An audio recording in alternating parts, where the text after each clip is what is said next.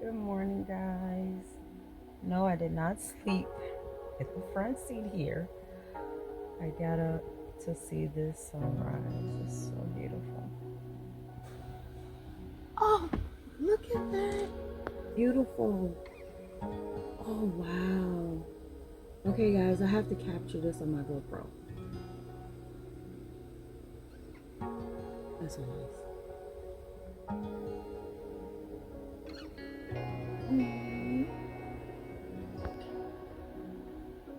Enjoying the sunrise.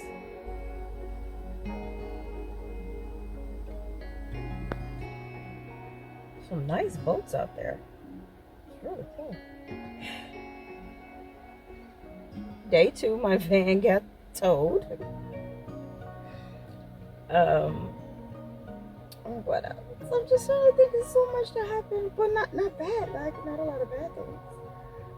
Recently at my campground, the last site I was in, I went out for the day. January 21st, I went out for the day, and I went to the store to grab some things because the snowstorm was coming. Yes, Florida snowstorm. What? And I came back, and my flag was gone from my campsite, and the water was turned off. Now, I observe a lot. My observation is very good most of the time. And I picked up on it really quickly. I picked up on that my flag was gone. I picked up on the water thing was turned on, which I didn't use the water, so it was off when I left because I don't have like the water hookups and things like that. So I just need to use it to fill up my water gallon, and that's it. And so they turned the water on due to, freezing pipes, which is fine. I immediately called the front, and they were she was like, well, if I find it, I'll bring it to you personally. I said, oh, okay, thank you. I didn't hear anything back, which is understandable. People out here panicking, freaking out, snowstorm coming, they're probably ready to close up and go home. Understand. Cool. So the next morning I get a call from the ranger, and stating that, because this day I was supposed to move to another site, which the site I'm in now, and stated that, you know, campers are stuck, they can't get out, and they're gonna have to cancel my reservation. So I let him know, hey, I'm already at the campsite, I'm in another site, I was just moving over to that site. He said, well, is it okay that you stay put in your site and call later because the campers in the other site cannot get out? Now, remind you, I walked my dog that night and no one was at that site, which is fine because it's on the water, so I was okay staying put where I was, even though I had a water view, but I was back a little bit in the wind and it was really cold, so I was okay staying put. So I asked him, I said, well, can I just stay here for one more night in this site? He said, sure, which is fine. So then I asked him, I said, hey, no one got back to me about my flag that was taken from my site. And he said, hold on a minute. And he walkie talkie, you hear everything. And the camp host didn't answer, but someone in the background said, the camp host, if guests left something, they usually bring it to the front. There's nothing here. Someone probably stole it.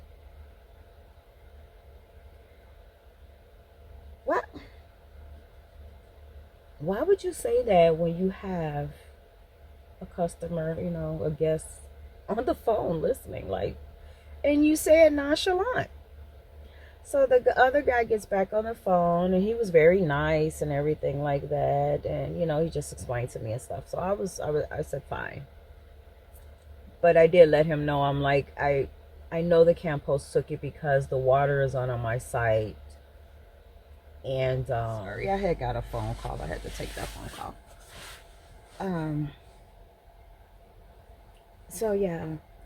So The guy was nice and everything, and like I said, I explained to him and things like that. I said I don't believe no one stole it. I think the camp host, took it, thinking I checked out of my site and I left the flag, so they took it.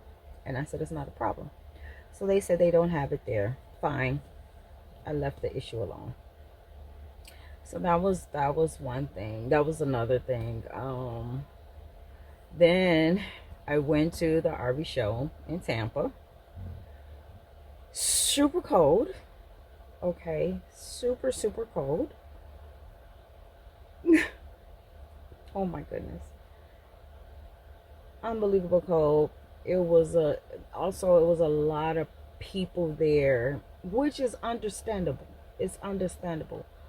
But what I don't understand is I'm trying to get some light here. Okay. What I don't understand is people.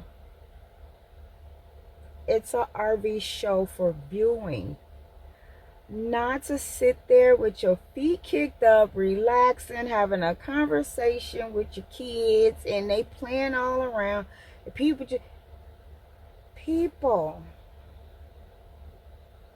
RV show is for viewing. Yes, if you're thinking about purchasing it, you want to try it out, sit there, relax, and things like that. But if I go view 3 RVs, I come back and you're still there,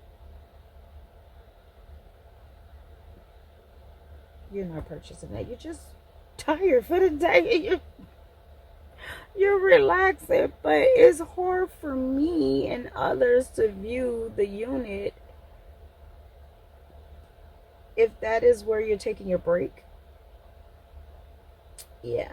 So it was a bit hard for us to see a lot of the RVs and the trailers that we wanted to see. I was sad by it because the campsite I booked um, was an hour away from Tampa from the show. That was the only thing I could find last minute available. And of course we could have went back, but the traffic is just crazy. And so when we went to this RV show, we really had our mindset on two particular trailers. And I know I could have went and seen it, but I became overwhelmed, and things like that, that my mind just, you know, drifted off. And I was like, oh, we're gonna go back to the Alliance. Was the number one trailer I wanted to see. And I told my husband when we got there, we named the ones that we wanted to see again, went over our notes and things like that. We thought we had a plan, but we totally forgot the number one trailer we wanted to see.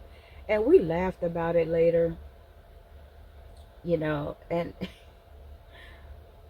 we said, wow, we traveled all this far to view the Alliance and spent the money and we didn't see it. So we thought that was funny. At the same time, we're like, oh my God, like seriously? But we did get to see a whole lot of nice trailer RVs, Class A's, which was that big, beautiful, expensive one, that I would never step foot in again. But I was able to there. It was amazing. And the quality of this level to this level, the difference. You know the difference. And it was just amazing. That was the first time we ever been to a show like that. Like I said, we newbies. We are new to this. Yes, I do have a van, and I've had this van for 3 years now. But this is the first time me being in this van for so long, actually living in this van and using this van, like using everything in this van. We usually just take it out on weekend camping or a week, 1 week, but really it was just driving, and then in that week we wasn't in the van. We were like staying at friends' house and stuff like that, or we'll stay at family, drive to family.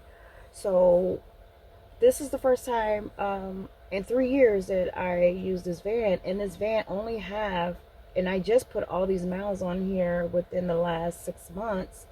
um, I think it only have 13,000 miles. For the first 2 years, my van had, well, yeah, I took it to a oil, got an oil changed, and I want to say September, August, because I had got 2 oil changes done, and September, no, October or something like that. No, October actually, and it was only 9,000 miles on here. So we really haven't driven this van, and this is a brand new van. So now there's 13,000 miles on here, a little over 13,000 miles on this van. And this is a wild experience. I am going through it. But you know what? It's memories. And I'm going to look back at this and laugh and be like, oh my goodness. So I'm experiencing a lot. And I'm still out here, guys. So I made it over 30 days, everybody. I made it over 30 days. I did it. I didn't think I was going to do it. Oh, yeah, I broke a couple of times. Like, I'm going home. I'm going home. And if it wasn't for the roads being messy and the storms coming from north, me going back home, I would have been back on the road and I would have went home. But